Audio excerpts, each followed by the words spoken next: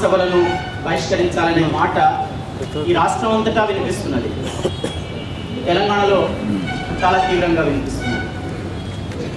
అయితే ఇంతదాకా మనం తెలంగాణ అనే ముద్దలో కలిసిపోతున్నప్పుడు రచయితల మధ్యన, కవుల మధ్యన, కళాకారుల మధ్యన ఒక విభజన రేఖ లేనే లేదు అన్నంతగా కలిసిపోయినంత ఉరవడితో, చాలా ఉధృతితో తెలంగాణ ఉద్యమం నడుస్తున్నది. ఈ తెలుగు మహాసభల కోసం రాష్ట్ర ప్రభుత్వం ముందుకొచ్చి ఒక దుర్మార్గ కుట్ర ఎట్లయితే చేసిందో ఒక స్పష్టతను కూడా ఇవ్వడానికి పనిచేసిందేమో అది కూడా మనం కొంచెం ఆలోచించాల్సినది.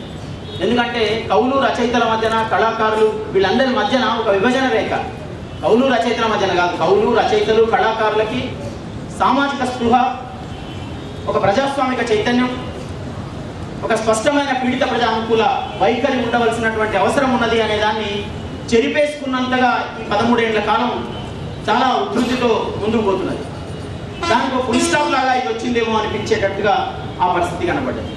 మహబూబ్ నగర్లోనైతే తెలంగాణ రచయితల వేదిక ఏర్పడే సందర్భంలో సుదర్శన్ ఫంక్షన్ హాల్లో పెద్ద సభ జరిగితే అందరూ చాలా మూకుమ్మడిగా ఇక్కడ ఒకే పాట పాడుతున్నారా అన్నట్టుగా వచ్చినటువంటి కవులు రచయితలందరూ కూడా ఇవాళ ఈ సందర్భం వచ్చి గీత గీసి నిలబడాల్సిన విషయం వచ్చేటప్పటికి ప్రభుత్వం ఏ ఆదేశాలు ఇస్తే, కలెక్టర్ గారు ఏ ఆదేశాలు ఇస్తే, కిరణ్ కుమార్ రెడ్డి ఏ ఆదేశాలను పంపిస్తే ఆదేశాలు అమలుపరచడానికి మొత్తం వ్యవస్థతో అంటగాగేటటువంటి వ్యవస్థతో కలిసిపోయేటటువంటి ఒక పరిస్థితి వచ్చింది.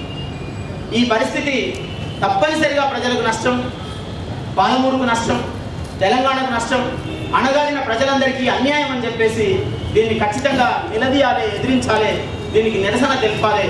ఒక ప్రజాస్వామికమైన గళం బయటికి రావాల్సిన అవసరం ఉంది, ఎవరు ఎటువైపు తేలవలసిన అవసరం కూడా ఉందన్న ఉద్దేశంతో పాలమూరు అధ్యయన వేదిక 5 డిసెంబర్ నాడు ఒక ఆలోచన చేసి తెలంగాణ రచయితల వేదికతో సంభాషించడం, 2 సంఘాలు కలిసి 9 డిసెంబర్న ఒక రౌండ్ టేబుల్ పెట్టి పబ్లిక్గా ఓపెన్గా కవులు రచయితలు కళాకారులను ఆహ్వానించడం, రాగలిగిన వాళ్ళు వచ్చి రాలేని వాళ్ళు మేము వెంట ఉంటామని తెలిపినటువంటి సందర్భంలో ఈ కార్యక్రమాలు జరిగినప్పుడు 3-4 కార్యక్రమాలను ఈ సంస్థలు నిర్ణయించినాయి.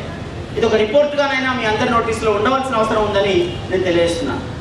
ఆ రౌండ్ టేబుల్ తర్వాత ఒక కరపత్రం విడుదల చేయాలని, అట్లాగే కవిసభ ఏదైతే నిర్వహిస్తారో అధికార లాంఛనాలతోటి, సన్మానాలతోటి, మేడ తాళాలతోటి నిర్వహిస్తారో అందరూ వాళ్ళ బాధ్యతలు మర్చిపోయి ఒక మత దురహంకారం తలకెక్కినట్టుగా ప్రవర్తించే పద్ధతిలో ఆధిపత్య మతానుకూలమైన వైఖరి తీసుకొని పనిచేస్తారు. అట్లాంటి దాన్ని అంతా కూడా బహిర్గతపరచాలని చెప్పేసి కవులారా, రచయితలారా, కళాకారులారా మీరు ఎటువైపు నిలబడతారని ఆ కవిసభ ముందర ఒక నిరసన తెలపాలని నిర్ణయించడం, ఆ నిరసన కూడా తెలియపరచడం, దాన్ని అరెస్టు దాకా పోయినటువంటి దశలో ఇక అరెస్టు చేసి భంగపడడం ఎందుకని వాళ్ళు పక్కకు జరిగిన దశలో ఒక అరగంట పైగా నిరసన తెలిపి నల్ల బ్యాడ్జీలతోటి, నినాదాలతోటి, ప్లకార్డులతోటి నిరసన తెలియజేసినాం. దాంట్లో 15 నుంచి 20 మంది దాకా కవులు రచయితలు పాల్గొన్నారు. ఆ రోజు ఈ కార్యక్రమానికి మేము వెంట ఉన్నామని చెప్పి బయట నుంచి మాట్లాడిన మిత్రులు కూడా ఉన్నారు. ఆ తర్వాత ఇంకో కార్యక్రమంగా ఇవాళ 23నే సభ జరపాలనుకున్నాం, కానీ 24 ఇంకా ఎక్కువ సౌకర్యంగా ఉంటుందని హైదరాబాద్ సభ జరుగుతున్న ఈ రోజే ఈ సభను పెట్టవలసినటువంటి పరిస్థితి వచ్చింది. దీని తర్వాత కూడా 27 నాడు ఒక కవిసభ ధిక్కార స్వరం వినిపించాలి, ఒక నిరసన స్వరం వినిపించాలి అని చెప్పేసి ఈ ప్రపంచ తెలుగు మహాసభలకు సంబంధించిన సంబరాలలో పాల్గొనకుండా ఉన్నటువంటి కవులను, కళాకారులను, రచయితలను పిలిచి ఒకవైపు కొందరు అడుగుతున్నారు, అక్కడ పోయి లోపల కవిత్వం పాడుతున్నారు, సన్మానం చేసుకుంటున్నారు, జ్ఞాపిక తీసుకుంటున్నారు, ఒక అట్ట ముక్క ఏదో ఉంటుంది అది తీసుకుంటున్నారు, ఓ దండ కావాలి, ఓ చెక్క ముక్క కావాలి, ఓ శాలువా కావాలి, అయితే అయిపోతుంది అనుకున్నటువంటి పరిస్థితిని మా రమేష్ బాబు లాంటి వాళ్ళు అన్నారు. ఆ చెక్క ముక్కల చేతితో చెక్క ముక్క తీసుకొని మేము కూడా నిరసన కవిత్వం వినిపించవచ్చునా అని మా ఉదయ మిత్రులతో అడుగుతున్న వాళ్ళు ఉన్నారు.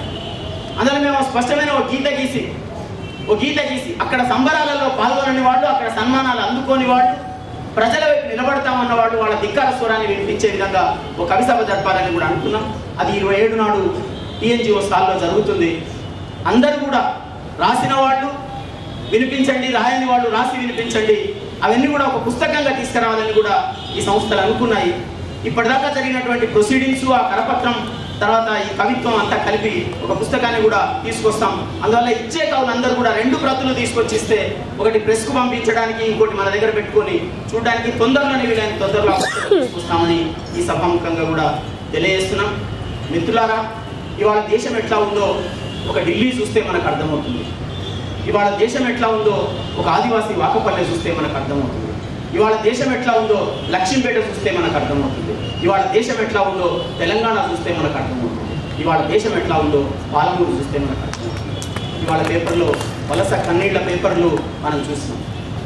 అంటే ఇట్లాంటి దీనమైన స్థితిలో లక్షలాదిగా కోట్లాదిగా ప్రజాధనాన్ని దుర్వినియోగం చేస్తూ తమకిచ్చినటువంటి అధికారాన్ని తప్పుడు పద్ధతిలో ఉపయోగిస్తూ ఆధిపత్య వర్గాలకు, సంపన్న వర్గాలకు, సామ్రాజ్యవాదానికి, దోపిడీదారులకు ఈ దేశాన్ని, రాష్ట్రాన్ని, ప్రజల శక్తిని అంతా కూడా మూలుగునంతా కూడా పీల్చి అర్పిస్తున్నటువంటి ప్రభుత్వాలు. ఈ కారణంగానే ప్రజలందరికీ వాళ్ళ రోగాల బారిన పడుతున్నారు, చాలా ఇబ్బందులు పడుతున్నారు. ఇట్లాంటి దశలో ప్రజలమంతా ఎటువైపు నిలబడాలని ఆలోచించడం కోసం మనం అంతా కూడా మన స్థానాన్ని నిర్ణయించుకొని వాళ్ళ ఈ సభకు వచ్చినాము. ఈ చర్చను కొనసాగించాలని మిత్రులారా, మనం అంతా ఈ డిబేట్ను అడ్వాన్స్ చేయాలి మిత్రులారా. దీన్ని ఒక్కొక్క మెట్టు అడ్వాన్స్ చేసి ఇవాళ ఏదైతే దుర్మార్గానికి వంతపడుతున్న శక్తులను కూడా ఆలోచింపజేసినట్టు చేయాలి.